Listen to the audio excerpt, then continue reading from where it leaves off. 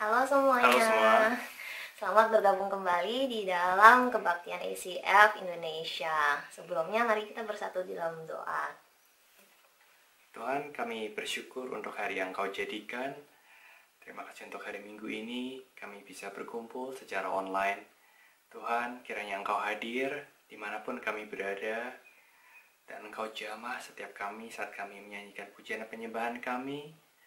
Tuhan, pimpinlah Tuhan kebaktian online ini dari awal hingga akhir. Kiranya semua bisa berjalan dengan lancar. Terima kasih Tuhan, kami serahkan kebaktian hari ini ke dalam tangan-Mu. Di dalam nama Tuhan Yesus kami berdoa. Amin. Mazmur 31 ayat 24 berkata, "Kuatkanlah dan teguhkanlah hatimu, hai semua orang yang berharap kepada Tuhan."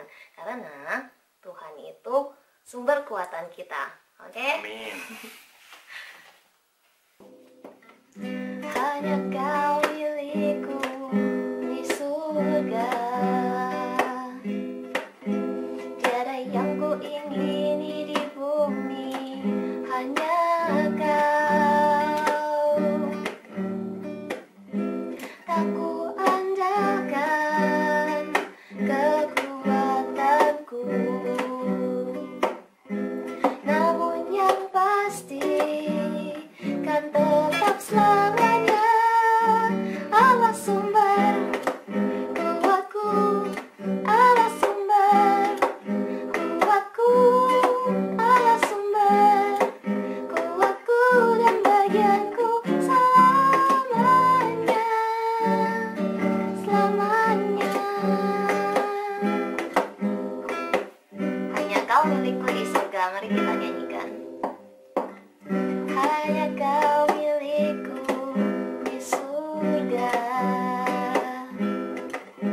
tiada yang ku miliki di bumi, hanya Kau.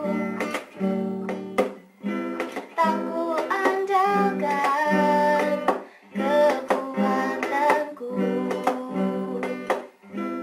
namun yang pasti kan tetap selamanya Allah sumber kuatku, Allah sumber kuatku, Allah sumber kuatku dan bagianku selamanya, Allah sumber kuatku, Allah sumber kuatku, Allah sumber kuatku dan bagianku selamanya, selamanya,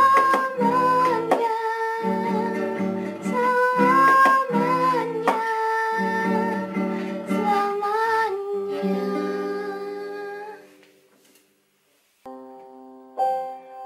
Mari saudara-saudara, kita nyanyikan lagu ini.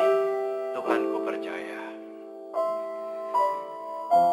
Oh, haleluya.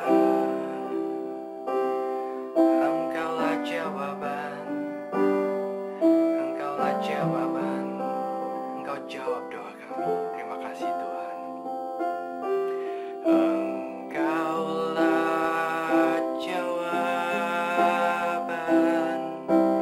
di setiap doaku saat ku menyembah.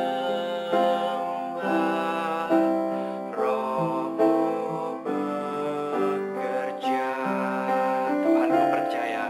Tuhan ku percaya. Kuasa-Mu sempurna saat ku berdoa. Kuasa-Mu bekerja. Engkau jawab doa kami Tuhan. Engkau Allah yang baik.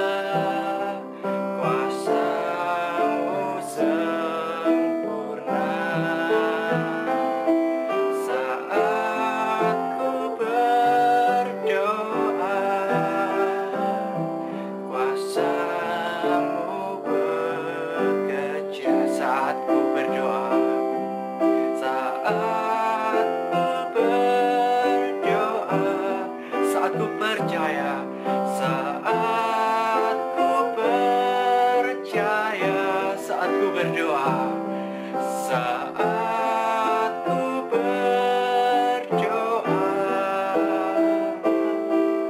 kuasa-Mu bekerja.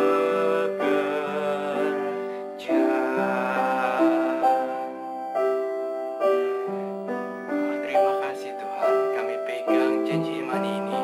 Saat kami berdoa, saat kami percaya, Engkau jawab doa kami Tuhan, karena Engkau Allah yang baik.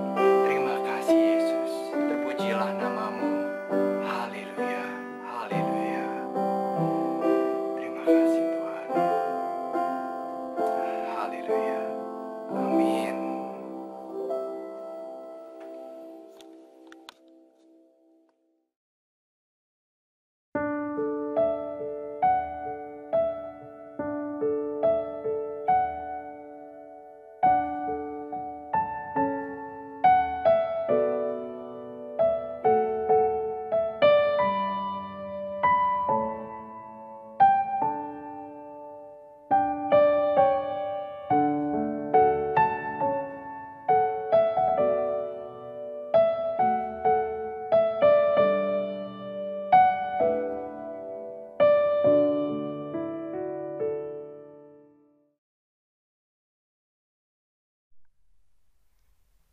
Selamat pagi saudara, selamat beribadah di dalam gereja kita Australia for Christ Fellowship Kebaktian Bahasa Indonesia hari Minggu pagi ini. Saudara yang berbahagia dalam Tuhan kita Yesus Kristus, sekalipun saudara ada di rumah, tapi saya mau katakan itu rumah adalah gereja.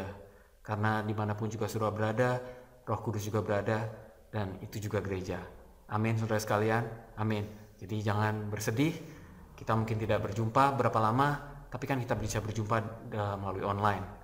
Nah saudara sekalian, saya akan buka firman Tuhan tertulis dalam kitab Markus pasalnya 1 ayat 40-45.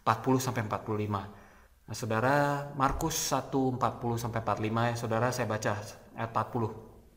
Seorang yang sakit kusta datang kepada Yesus dan sambil berlutut di hadapannya ia memohon bantuannya, katanya, "Kalau engkau mau, God's willing, engkau dapat mentahirkan aku." Maka tergeraklah hatinya oleh belas kasihan, lalu ia mengulurkan tangannya menjamah orang itu dan berkata kepadanya, "Aku mau engkau menjadi tahir atau sembuh." Seketika itu juga lenyaplah penyakit kusta itu, orang itu, dan ia menjadi tahir. Segera ia menyuruh orang itu pergi dengan peringatan keras, jelas dan keras loh saudara. Ingatlah, janganlah engkau memberitahukan apa-apa tentang hal ini kepada siapapun, tetapi pergilah, perlihatkanlah dirimu kepada imam dan persembahkanlah untuk pentahiranmu persembahan yang diperintahkan oleh Musa sebagai bukti bagi mereka. 45. Tetapi orang itu pergi memberitakan peristiwa itu dan menyebarkannya kemana-mana sehingga Yesus tidak dapat lagi terang-terangan masuk ke dalam kota. Ia tinggal di luar di tempat-tempat yang sepi, namun orang terus juga datang kepadanya dari segala penjuru. Nah, saudara, sampai sedemikian jauh pembacaan firman. Yang berbahagia adalah saudara mendengar firman, merenungkannya dalam hati, dan menyimpannya dalam hati dan hidup di dalamnya. Amin. Saudara, mari kita berdoa. Bapa di surga, biarlah Tuhan firman hari ini menjadi kekuatan buat kami dan juga memperbaharui cara berpikir kami. Dan biarlah Tuhan Yesus berapa banyak yang datang, biarlah semua orang diberkati. Dan hari ini di dunia penuh dengan masalah, tetapi kami tahu di balik masalah ini Engkau sebenarnya sedang mengatakan sesuatu. Dan biarlah Tuhan kami berbenah diri dan membenahi diri kami, cara kami berpikir dan berkemauan. Terima kasih Tuhan.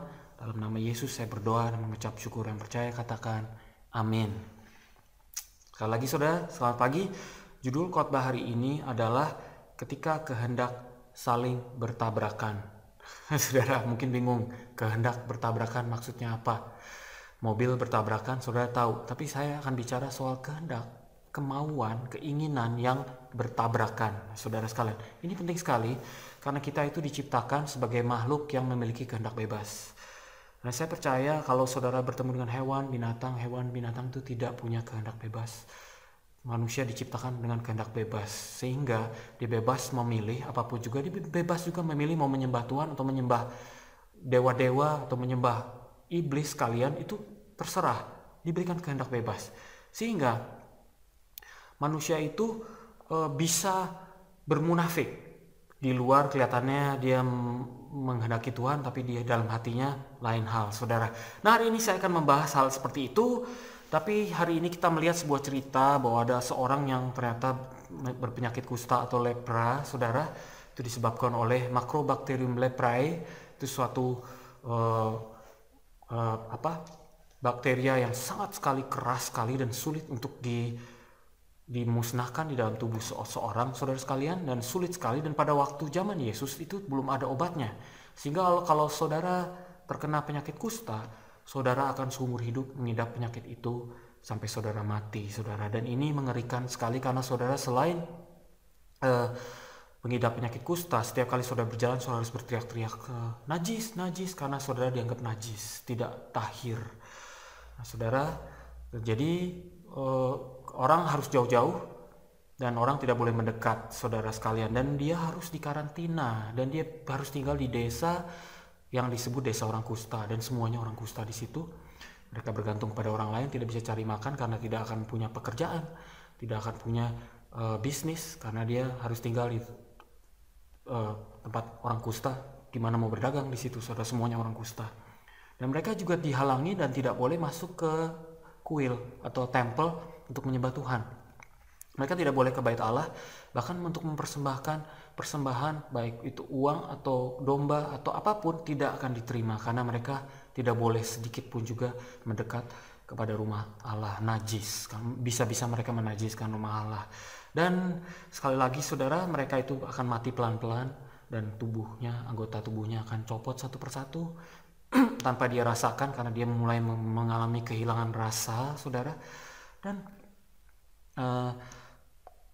badannya menjadi bentuknya sangat mengerikan karena tidak berbentuk manusia lagi, lubang-lubang dan lain sebagainya sampai mereka meninggal, saudara sekalian. Dan saya melihat bahwa ternyata penyakit ini mirip dengan penyakit coronavirus COVID-19 yang sedang dialami dunia ini, saudara. Karena orang kalau batuk sedikit langsung najis ini, harus jauh-jauh lari, saudara. Dan harus dikarantina juga. Bahkan kalau saudara belum kena sakit penyakit ini, saudara harus dikarantina. Kasihan sekali, saudara. Yang sakit dikarantina, yang tidak sakit juga dikarantina, saudara. Dan mereka dihalangi juga, bahkan kita semua dihalangi untuk pergi ke rumah Tuhan karena bisa menularkan orang lain. Jadi sekarang rumah Tuhan sepi, saudara sekalian, dan belum ada obatnya. Satu-satunya obat adalah antibodi, saudara. Kalau saudara kuat, ya saudara akan bebas dan saudara akan kuat setelah 2 minggu dan lain sebagainya. Bahkan penyakit ini lebih gawat karena dia menyebar dengan begitu hebat, tidak seperti kusta tidak sehebat itu penyebarannya, saudara. Dan penyakit COVID-19 ini menyebar ke seluruh dunia dan bahkan mempengaruhi segi ekonomi. Banyak sekali orang menjadi jatuh miskin dan tidak punya uang untuk beli makanan, dan banyak sekali orang menderita karena tidak punya pekerjaan dan bahkan terkarantina, saudara. Jadi penderitaannya sangat hebat dan dunia sekarang sedang menderita. Kita sedang mengalami tsunami, saudara. Tsunami, masalah yang luar biasa, saudara. Apa yang saudara lakukan? Tentu saja saudara berdoa, Tuhan bebaskanlah dunia ini dari penyakit ini.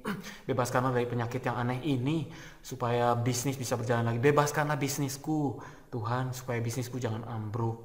Tolong lindungi keluargaku juga dan lain sebagainya, saudara sekalian. Nah, apakah permintaan saudara kepada Tuhan?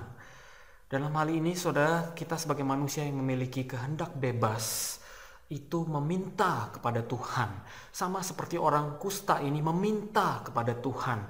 Nah, saya mau melihat ada 2 macam kehendak dalam hidup manusia. Yang pertama adalah kehendak daging.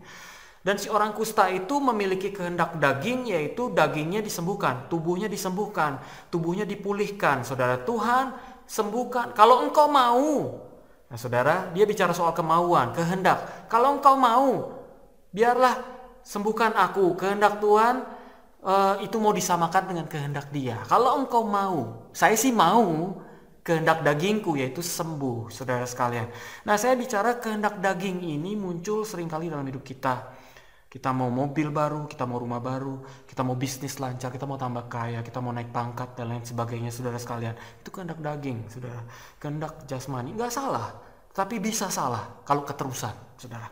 Nah, saya mau tanya, di dalam suasana seperti ini, apa yang saudara minta kepada Tuhan? Apakah cuma kehendak daging Atau lebih dari itu, saudara sekalian. Saya harap lebih dari itu, lebih dari cuman kehendak daging, saudara, kehendak terlepas dari masalah saja, saudara, tapi yang lebih dalam dari itu. Ambil contoh, saudara, seorang anak-anak tuh biasanya kalau sudah punya keinginan, dia bisa merengek, dia bisa tantrum, dia bisa banting-banting, saudara, nangis-nangis, saudara, supaya keinginannya itu tercapai. Atau bisa dia berbaik hati sedemikian rupa sehingga dia dibelikan apa yang dia mau, mungkin itu permen atau makanan. Sesudah dia berikan, dia pasti lari dan mungkin tidak bilang terima kasih, saudara sekalian. Nah, di dalam kitab Alkitab terjadi contoh, ada orang namanya Amnon. Dia itu sebenarnya putra sulung, putra mahkota dari Daud, saudara. Dia mengingini untuk kawin sama adiknya sendiri. Soalnya itu nggak boleh, karena menurut tata cara Yahudi dan Alkitab itu tidak benar, saudara. Karena itu incest, saudara. Tapi dia paksa, bahkan dia memperkosa Tamar.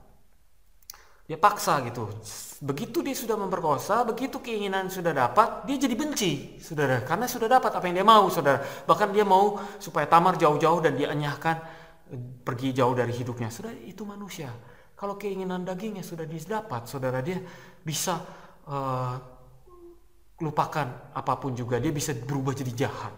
Banyak orang begitu sama Tuhan. Kalau lagi kerancam bisnis mau gagal, kalau lagi terancam coronavirus, sudah dia bisa berdoa kepada Tuhan, meminta dan mengemis, menyembah Tuhan, puji-pujian siang dan malam, nyanyi lagu baru, bikin puisi dan lain sebagainya untuk Tuhan, saudara sekalian.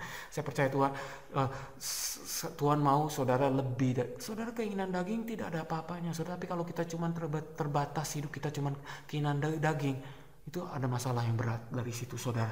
Saya percaya saudara perlu lebih dari cuma keinginan daging, saudara. Yaitu yang kedua, keinginan roh. Di tengah masalah ini. Sebab ternyata Tuhan Yesus itu menginginkan si orang sakit kusta ini mengingini atau melakukan sesuatu yang lebih dari sekedar keinginan daging. Buktinya, ketika didoakan sama Tuhan, bahkan dijamah, dia sembuh kan, saudara. Tapi ternyata kesembuhannya belum lengkap. Karena dia sembuh, tetapi secara ofisial dia belum sembuh. Dia perlu pergi ke imam. Makanya Tuhan mewanti-wanti, menyuruh dia dengan keras, dengan jelas ya. Pergilah ke imam, persembahkanlah persembahan yang harus kamu persembahkan, dan kemudian imam meresmikan kesembuhanmu. Jadi Tuhan itu mau dia berkeinginan lebih dari cuma sembuh, tetapi juga sembuh rohani. Demikian juga kita, saudara. Jangan cuma bisnis kita lancar, tapi bagaimana dengan bisnis rohani, pelayanan, tubuh, bukan cuma tubuh kita terhindar dari penyakit, bagaimana dengan tubuh rohani, saudara, lancar nggak? Bagaimana dengan keluarga? Keluarga kita mungkin terhindar dari penyakit, saudara, tetapi bagaimana dengan keluarga rohani, saudara? Saya tahu Tuhan selalu memandang lebih dari yang dilihat di sini, saudara. Keinginan rohani sangat penting, saudara. Saya mau saudara mulai merenungkan hal ini, saudara, karena ternyata orang Tuhan berkeinginan orang ini pergi untuk mempersembahkan persembahan kepada imam sesuai apa yang disuruh oleh Musa.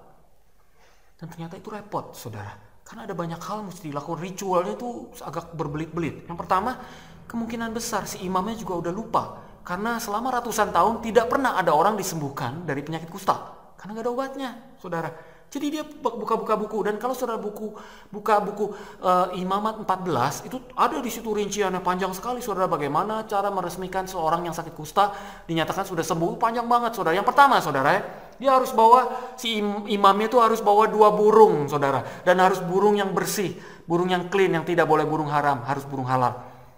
Pak Imam pagi-pagi, saudara, udah ditelepon, saya mau peresmian bebas kusta. Wah, ini dia udah lama nih bahkan nggak pernah seumur hidup dia melakukan ritual ini. Pagi-pagi dia cari burung, saudara, dia kejar sini kejar sana.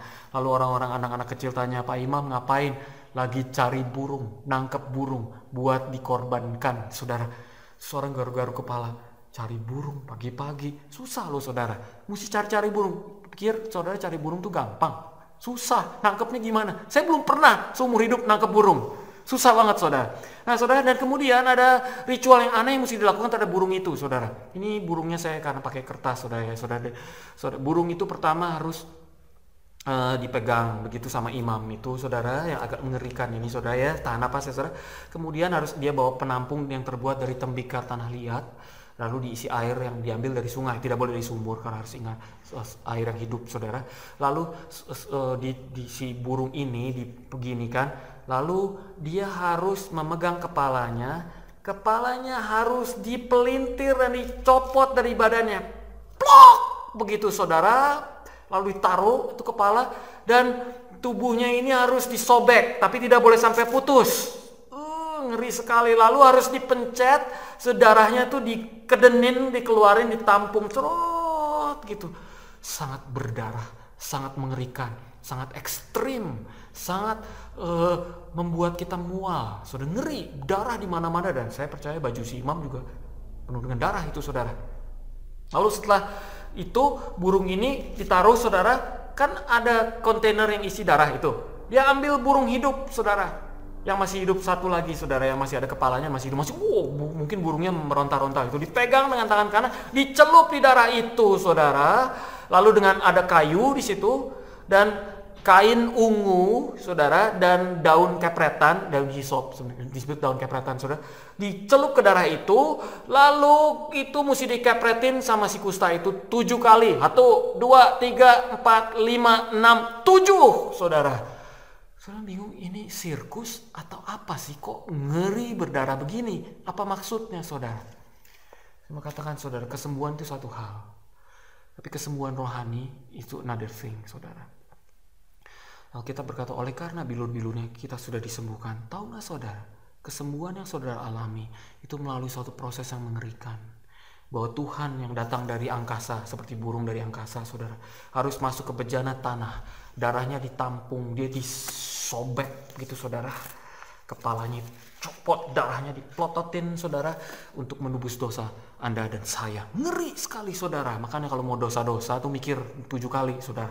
Kemudian, saudara, darah itu di-apply ke kita, diaplikasikan dalam hidup kita supaya kita dapat kesembuhan, saudara. Dan itu saudara mesti ingat berulang-ulang, saudara. Ayo, 1, 2, 3 di kepala saudara, ulang. Yesus menyembuhkanmu, darahnya mengerikan, menyembuhkan kita, terus berulang-ulang. Seperti itu sampai 7 kali, saudara.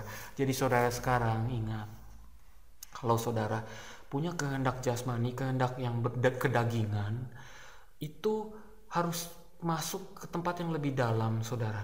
Sebelum saudara memuaskan kehendak daging, ingat, saudara, bahwa dia disalib itu begitu mengerikan. Tubuhnya tersobek-sobek, tercabik-cabik buat kita semua, saudara.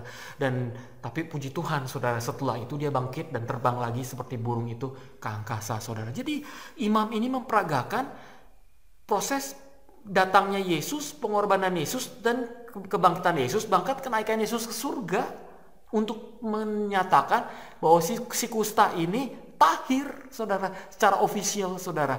Nah, saudara, yang mau saya katakan adalah kalau kita mengingini keinginan daging, selalu bertanya, Tuhan, maumu itu apa?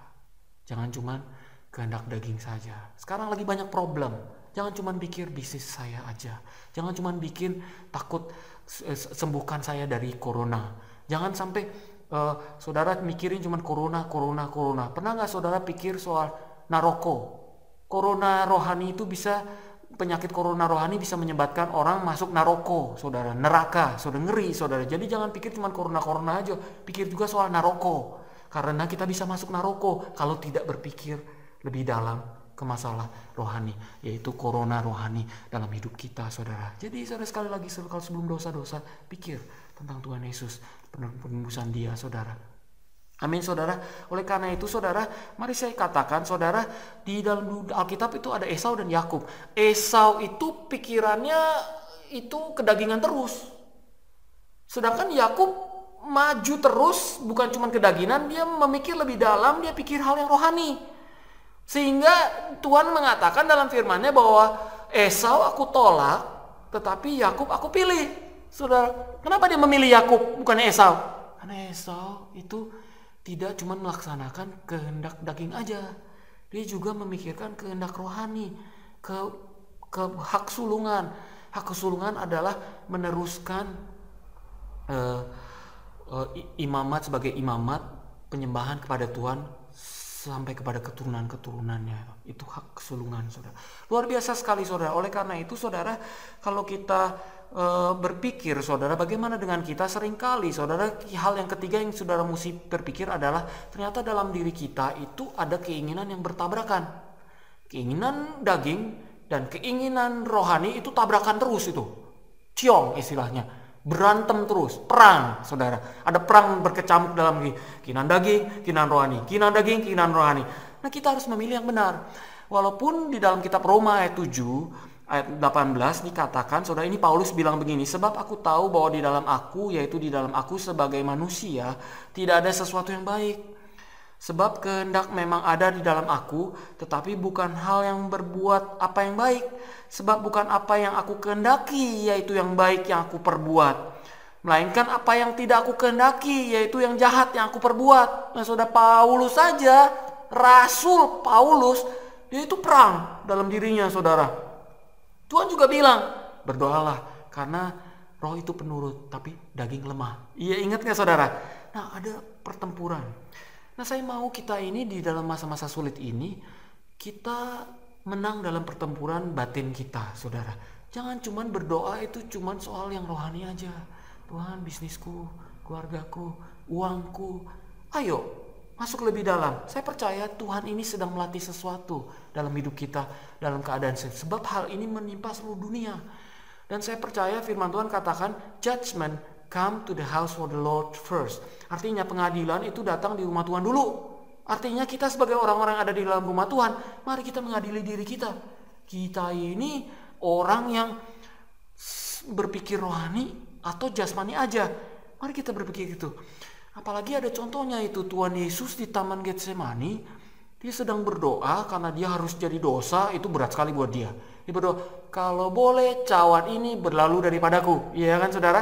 Karena dia gak mau jadi dosa, gak enak. Dia kudus, maha kudus, harus jadi dosa. Dosa yang seluruh dunia lagi. Berat banget, saudara. Kalau bisa, jangan deh, karena aku maha kudus, tiba-tiba aku harus jadi maha dosa. Itu tidak pernah terpikirkan dalam hidupnya, saudara. Seorang yang super kudus jadi super dosa, karena seluruh dosa umat manusia harus diterapkan ke dalam diri dia, saudara. Dia bergumul itu, kalau boleh cawan ini berlalu daripadaku, tapi bukan kehendakku yang terjadi, tapi kehendakmu yang terjadi, saudara. Haleluya. Contoh itu membuat saya berpikir setiap kali saya mau melakukan sesuatu, apa kehendakmu, Tuhan? Hari ini mungkin saudara bisa berpikir 3 hal, saudara. 1, ternyata betapa mengerikannya proses penebusanku. Seperti burung disobek, kepalanya dicabik, darahnya diplototin keluar. Seperti itulah Tuhan kita menderita. Mengerikan. Biarlah kita ingat berkali-kali, bahkan 7 kali setiap hari, betapa mengerikan, betapa berdarahnya peristiwa itu. Kalau saudara lihat burung itu disobek depan saudara, pasti saudara gak bisa makan 7 hari karena ngerinya minta ampun, saudara. Saudara, yang kedua, ingat baptisan kita, bahwa kita tuh ketika dibaptis dikatakan kita mati. Mati apa? Tubuh daging kita. Tapi kita dibangkitkan apa? Tubuh rohani kita. Keinginan-keinginan daging kita, dosa-dosa, nafsu-nafsu kita sudah mati. Yang rohani sudah bangkit. Yang ketiga, saudara, ingat, saudara, seperti orang kusta itu, ritualnya salah satu yang terakhir adalah dia harus diguyur sama minyak. Artinya kita harus ingat bahwa kita tuh dipenuhi Roh Kudus, sehingga Roh Kudus itu membantu kita mengambil keputusan mana yang rohani, mana yang jasmani. Saya nggak bilang semua yang jasmani itu salah, saudara. Saya mau makan bakmi misalnya, itu nggak salah, kecuali saya mau makan bakmi 10 piring, itu udah jelas salah, saudara. Ya, saya pengen beli mobil yang bagus, itu nggak salah, kecuali saya mobil yang bermewah-mewah untuk pamer, ya itu udah ngaco, saudara. Maksud kita perlu mobil, kita perlu makan, apalagi bakmi, saudara sekalian. Nah, saudara, saya mengatakan bahwa saudara, mari kita mendengar suara Roh Kudus setiap pagi ketika bangun. Tuhan, apa yang mau kau lakukan dalam hidupku? Dan saya mau saudara lakukan 3 hal. Yang pertama ada saudara mulai bertanya, apa panggilan hidup saudara? Saudara itu, hidup saudara ini buat apa?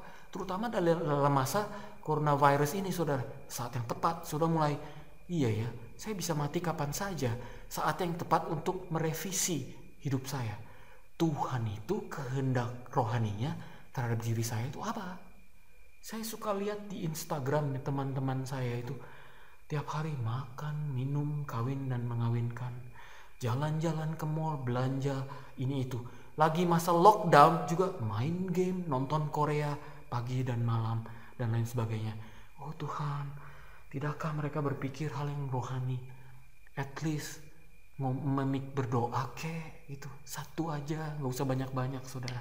Ayo mulai berpikir, di hidup ini bukan cuma masalah jasmani aja, bukan cuma soal virus aja, tapi ada hal lain yang mesti saudara pikirkan. Yang kedua saudara, apa kehendak Tuhan, kehendak rohani mengenai uang saudara? Apakah Tuhan itu ternyata berkehendak memperkaya saudara supaya saudara bisa memberkati banyak-banyak orang lain? Karena sekarang lagi banyak orang susah nih. Saatnya saudara untuk menggunakan financial saudara, keuangan saudara untuk hal yang rohani. Memberkati misi, memberkati orang susah, pembantu saudara, berkati dia, pegawai saudara yang kesusahan dilihat, siapa yang susah ini? Coba dibantu sebisa saudara. Saya nggak maksa, karena kita juga terbatas saudara. Itu yang bisa saudara lakukan. Jangan cuma ninju, semua uang saya, buat makan bakmi, buat pergi jalan-jalan saudara, lain-lain sebagainya saudara. Oh saudara, menyedihkan. Yang ketiga saudara, apa kehendak Tuhan mengenai keinginan saudara, passion saudara. Jangan follow your passion all the time saudara. Saatnya saudara mengikuti kehendak Tuhan juga, karena sekarang saat yang tepat untuk merevisi, memperbaikinya saudara. Mari saudara, saya berdoa supaya saudara mulai memperhatikan hal itu, dan saudara mulai membaca firman Tuhan dan mulai merenungkannya siang dan malam, karena saudara perlu lakukan itu, khususnya masa-masa ini. Saudara mungkin sering di rumah, ayo mulai revisi hidup saudara. Amin saudara. Dan saudara, sekarang saat yang tepat, mari kita berdoa, minta Tuhan mulai membantu kita untuk membangkitkan revisi hidup kita, dan mulai menyadari bahwa ternyata hidup ini bukan cuma kehendak jasmani saja, tetapi ada namanya kehendak rohani, dan ada peperangan dalam hidup kita. Mari saudara kita berdoa. Tuhan Yesus, Tuhan yang hidup, saya berdoa di dalam nama Yesus. Tuhan, buka mata kami ya Tuhan. Saya berdoa, biarlah Tuhan keinginan kami bukan keinginan daging melulu. Kita perlu keinginan daging Tuhan kadang-kadang. Kalau enggak kita tidak ingin makan, tidak ingin tidur, tidak ingin istirahat. Kita perlu, tetapi kalau melulu keinginan daging yang kami ikuti, maka betapa sesatnya hidup kami ini di dunia ini ya Tuhan. Tuhan, saat masalah coronavirus di mana-mana Tuhan, ini saat yang baik sekali untuk mulai menyelidiki keinginan-keinginan kami Tuhan Yesus. Yang suka kelayapan kemana-mana, sekarang sering di rumah, mari Tuhan bangkitkan Tuhan rasa kebersatuan dalam keluarga, family altar, berdoa bersama mulai dibangkitkan kembali. Tuhan, saya berdoa memberkati siapapun yang ada di rumah masing-masing Tuhan Yesus. Yang kedua Tuhan, saya berdoa betapa Tuhan Yesus mengerikannya penebusan-Mu di kayu salib itu, mengerikan sekali Tuhan Yesus. Betapa berdarahnya Tuhan. Saya mau mengatakan di dalam nama Yesus, Tuhan tolong Tuhan, biarlah Engkau mau mulai menyembuhkan kami semua, dan Engkau mulai memulihkan mata rohani kami Tuhan Yesus, supaya ketika kami mau berbuat dosa atau melakukan hal yang jahat Tuhan Yesus, kami ingat betapa mengerikannya penebusan-Mu. Yang ketiga Tuhan, mulai pulihkan visi hidup kami, bukan cuma melulu keuangan dan melulu keinginan apa yang kami ingini, tapi juga keinginan rohani Tuhan. Bapa, saya juga berdoa untuk setiap keluarga ada di rumah, sembuhkan Tuhan yang sakit, kuatkan yang lemah Tuhan Yesus, yang ada kesulitan secara ekonomi, yang tidak punya pekerjaan. Tuhan, Kau buka mata kami Tuhan, supaya kami bisa mengerti jalan dan kehendak-Mu. Tuhan, urapi kami semua Tuhan, supaya Engkau membangkitkan kehendak kami Tuhan Yesus di dalam roh Tuhan. Terima kasih Tuhan. Bapa, saya mengurapi semua jemaat yang ada di rumah saat ini satu persatu, di depan televisi, mobile phones, tablet, atau apapun juga Tuhan. Biarlah urapan-Mu Tuhan menjamah mereka, menguatkan Tuhan Yesus, memberikan ketenangan Tuhan, memulihkan Tuhan Yesus, dan membuat kami Tuhan Yesus bijaksana dalam memilih. Terima kasih ya Tuhan. Saya berdoa juga Tuhan untuk bangsa ini, bangsa Indonesia juga Tuhan, Australia, Indonesia. Berkati para pemimpin bangsa, biarlah mereka sanggup mengambil keputusan yang baik dan bijaksana di dalam masalah-masalah sulit ini, dan biarlah Engkau memberkati mereka semua, dan biarlah korban dipersedikit semungkin mungkin Tuhan Yesus, dan dikuatkanlah Tuhan Yesus di setiap daerah di Australia dan Indonesia. Bapa, saya serahkan Tuhan Yesus juga dunia ini dalam tangan-Mu Tuhan Yesus. Saya tahu Engkau tidak lama lagi akan datang Tuhan Yesus. Ini adalah cuman sedikit glimpse daripada apa yang akan terjadi di akhir zaman Tuhan Yesus.